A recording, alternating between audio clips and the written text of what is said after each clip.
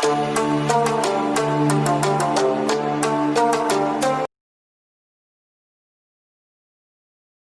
नमस्कार दोस्तों, स्वागत है आप सभी का एकलव्य क्लासेस में।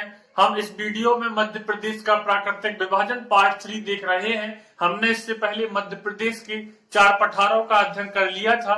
हम मिट्टी, जलवायु एवं भौगोलिक आधार पर मध्य प्रदेश के 7 प्राकृतिक प्रदेशों का अध्ययन कर रहे हैं। आज हमें आगे उसी को लेकर चलना है। नर्मदा सोन घाटी, बघेलखंड का पठार और सतपुड़ा मेकल श्रेणी को देखना है। वीडियो को शुरू करने से पहले यदि आपने हमारे चैनल को सब्सक्राइब नहीं किया है तो प्लीज सब्सक्राइब कर लीजिए, साथ ही बेल आइकन को प्रेस कर लीजिए, जिससे आगे आने वाली वीडियोस की नोटिफिकेशन आपको मिलती रहे। चलिए वीडियो को शुरू करते हैं। हमारा प्रमुख उद्देश्य मध्य प्रदेश पुलिस भर्ती की विस्तृत तैयारी करवाना है। इसके लिए हम मध्य प्रदेश करंट अफेयर्स की वीडियो भी डालते रहते हैं। जनवरी फरवरी की वीडियोस अपलोड हो चुकी थी, तो आप उन्हें जाकर देख सकते हैं। ठीक है, तो हम मध्य प्रदेश के प्राकृतिक विभाजन के बारे में यदि बात करें तो हमने इसके 4 प्राकृतिक प्रदेशों को, 4 पठारों का अध्ययन कर लिया है। आज हमें नर्मदा सोन घाटी या नर्मदा सोन का पठार हमें देखना है। ठीक है, तो चलिए देखते हैं कि इसकी स्थिति कैसी है और इसका विस्तार कहां तक है। ठीक है, तो मध्य प्रदेश के निचले प्रदेश में या निचले क्षेत्र में क्या है, नर्मदा सोन घाटी का विस्तार है। मध्य प्रदेश के निचले क्षेत्रों में नर्मदा सोन घाटी का विस्तार है। यदि बात करें, ठीक है, तो इसकी स्थिति के बारे में तो यह है, घाटी पश्चिम से उत्तर पूर्व की ओर फैली है। किस रूप में? एक लंबी और सक्रिय भ्रंश घाटी के रूप में विस्तृत है। ठीक है, यह पश्चिम से उत्तर पूर्व तक एक लंबी एवं सक्रिय भ्रंश घाटी के रूप में विस्तृत है। ठीक है, इसका विस्तार है। इसके बाद यदि देखें कि कौन कौन सी जिले इस क्षेत्र में आते हैं, तो नर्मदा नदी की घाटी और सोन घाटी के आधार पर हमने इसका अलग अलग बंटवारा किया है। कौन कौन से जिले आते हैं? नर्मदा घाटी के अंदर बात करें तो जबलपुर, मंडला, होशंगाबाद, धार और नरसिंहपुर आते हैं। सोन घाटी में हम बात करें तो रीवा, सतना, सीधी और शहडोल के जिले आते हैं। इसके बाद प्रमुख मिट्टी इस क्षेत्र में तो गहरी काली मिट्टी। ठीक है, नर्मदा नदी अपने साथ गहरी काली मिट्टी लिए रहती है, तो इस क्षेत्र में जो मिट्टी पाई जाती है, गहरी काली मिट्टी पाई जाती है।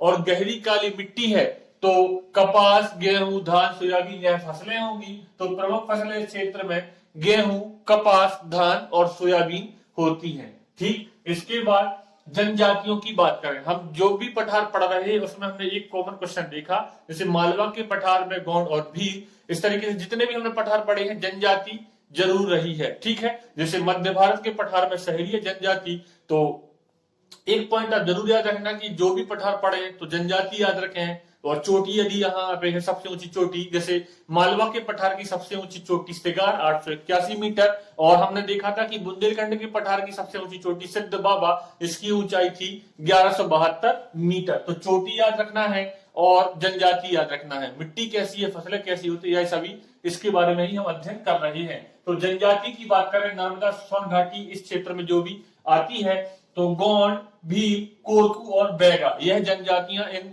क्षेत्रों में पाई जाती हैं। गोंड, भील, कोरकू और बैगा। और दर्शनीय स्थलों की बात करें तो 64 योगिनी मंदिर। ठीक, 64 योगिनी मंदिर भेड़ाघाट, जबलपुर। इसके अलावा यदि 64 योगिनी मंदिर की बात करें तो खजुराहो में एक 64 योगिनी मंदिर आपको वहां देखने को मिलेगा, और एक 64 योगिनी मंदिर यहाँ पर है भेड़ाघाट में। ठीक है, उसके बाद कान्हा राष्ट्रीय उद्यान, प्रदेश का पहला अभ्यारण्य, पहला राष्ट्रीय उद्यान और पहला प्रोजेक्ट टाइगर। ठीक है, कौन? कान्हा राष्ट्रीय उद्यान मंडला में स्थित है। और यदि बात करें तो प्रदेश का सबसे बड़ा राष्ट्रीय उद्यान है। ठीक है, इससे पहले यह अभ्यारण्य के रूप में स्थापित था। 1955 में इसे राष्ट्रीय उद्यान बनाया गया। ठीक, और ब्रेडरी प्रजाति का जो बारहसिंगा है वो केवल यहीं पर इसी राष्ट्रीय उद्यान में पाया जाता है। ठीक है, उसके बाद अगले विस्तार की चर्चा करें, अगले प्राकृतिक प्रदेश की चर्चा करें, सतपुड़ा मेकल श्रेणी। आपको थोड़ी देर बाद एक मैप दिखाया जाएगा जिसमें 7 प्राकृतिक प्रदेशों की स्थिति दिखाई जाएगी। तो आप वहां से इजीली देख सकते हैं कि मध्य प्रदेश के मध्य पश्चिम क्षेत्र में मालवा का पठार था जैसे। ठीक है, उत्तर पूर्व में, और जो भी हमने जिस तरीके से बंटवारा किया है तो आपको उस मैप के थ्रू, उस मैप का आप क्या स्क्रीनशॉट ले सकते हैं और सातों पठारों की स्थिति जान सकते हैं। ठीक है, तो सतपुड़ा मेगा श्रेणी, सतपुड़ा मेगा श्रेणी की चर्चा करें तो इसका विस्तार हमने कहा कि मध्य प्रदेश के निचले क्षेत्र में नर्मदा सोन घाटी है, और नर्मदा सोन घाटी के और नीचे दक्षिण में, नर्मदा सोन घाटी के दक्षिण में क्या है, सतपुड़ा मेगा श्रेणी स्थित है। ठीक है, तो इसका विस्तार नर्मदा सोन घाटी के दक्षिण में पूरब से पश्चिम तक है। ठीक, नर्मदा सोन घाटी के दक्षिण में पूरब से पश्चिम तक है। और विस्तार की बात करें कि इसके अंतर्गत कौन कौन सी जिले आती हैं, तो मध्य प्रदेश के निचले क्षेत्र में जितने भी जिले होंगे वो सभी, छिंदवाड़ा, बालाघाट, ठीक है, इस तरीके से सभी जिले आएंगे। तो बड़वानी, खंडवा, खरगोन, बालाघाट, छिंदवाड़ा, बैतूल, सिवनी, मंडला और होशंगाबाद, मध्य प्रदेश के निचले क्षेत्रों में जो भी जिले स्थित होंगे वह इस क्षेत्र का हिस्सा होंगे। ठीक, खंडवा, खरगोन, बालाघाट, छिंदवाड़ा, मंडला, सिवनी, होशंगाबाद, यह सभी क्षेत्र के हिस्से हैं। इसके बाद प्रमुख मिट्टी कौन सी है, यहाँ पर काली एवं लाल मिट्टी पाई जाती है। काली मिट्टी है तो यहाँ पे कपास जरूर होगा, याद रखना। तो प्रमुख फसलों में कपास, ज्वार, गेहूं और धान सबसे ज्यादा मात्रा में यहाँ होती है, कपास, ज्वार, गेहूं और धान। इसके बाद प्रमुख नदियां, ठीक है, सतपुड़ा मेगा श्रेणी में प्रमुख नदियां हमें देखने को मिलती है नर्मदा, तवा और बैनगंगा। तवा नदी, पचमढ़ी, ठीक है, तो इस यहाँ पर एक पचमढ़ी दर्शनीय स्थल भी आपको देखने को मिलेगा। ठीक है, बैनगंगा बालाघाट वाला इलाका, ठीक है, बैनगंगा नदी बालाघाट में प्रवाहित होती है। उसके बाद यदि बात करें तो जनजातियां, कोरकू, भील और गोंड जनजातियां यहाँ पर प्रमुखता में पाई जाती हैं। इसके बाद सबसे ऊंची चोटी धूपगढ़ है इस क्षेत्र की, सतपुड़ा मेगा श्रेणी की सबसे ऊंची चोटी धूपगढ़ है जिसकी ऊंचाई है 1350 मीटर। ठीक, इसके बाद एक महत्वपूर्ण पॉइंट यहाँ पर आया हुआ है कि मध्य प्रदेश का पर्यटकों का स्वर्ग कहा जाने वाला पचमढ़ी, पचमढ़ी को क्या कहा जाता है, मध्य प्रदेश का पर्यटकों का स्वर्ग कहा जाता है, और वह पचमढ़ी इसी क्षेत्र में स्थित है, सतपुड़ा मेगा श्रेणी में स्थित है। ठीक है, पचमढ़ी, होशंगाबाद, और यह क्षेत्र खनिजों की दृष्टि से संपन्न है। और यहाँ कौन कौन सी खनिज पाए जाते हैं इस क्षेत्र में, यहाँ पर लिखा हुआ है, यहाँ पाए जाने वाली खनिज मैग्नीज, ठीक है, कोयला पाया जाता है, तांबा पाया जाता है और बॉक्साइट पाया जाता है इस क्षेत्र में। तो इस क्षेत्र में कौन कौन सी खनिज पाए जाते हैं, Mn सिंबल लिखा हुआ है, मैग्नीज, ठीक, परमाणु क्रमांक 25। उसके बाद कोयला, कोयला 4 प्रकार का होता है, सबसे बेस्ट कोयला होता है एंथ्रेसाइट, बिटुमिनस, लिग्नाइट और पिट। ठीक, कोयला 4 प्रकार का होता है कार्बन की परसेंटेज के आधार पर। तो इस क्षेत्र में कोयला पाया जाता है, तांबा और बॉक्साइट। इसके बाद हम देखने वाले हैं अंतिम प्राकृतिक प्रदेश के बारे में, जिसे कहते हैं बघेलखंड का पठार या पूर्वी पठार, क्योंकि यह मध्य प्रदेश के पूर्व में स्थित है। ठीक, तो यह मध्य प्रदेश के दक्षिण पूर्व में स्थित है।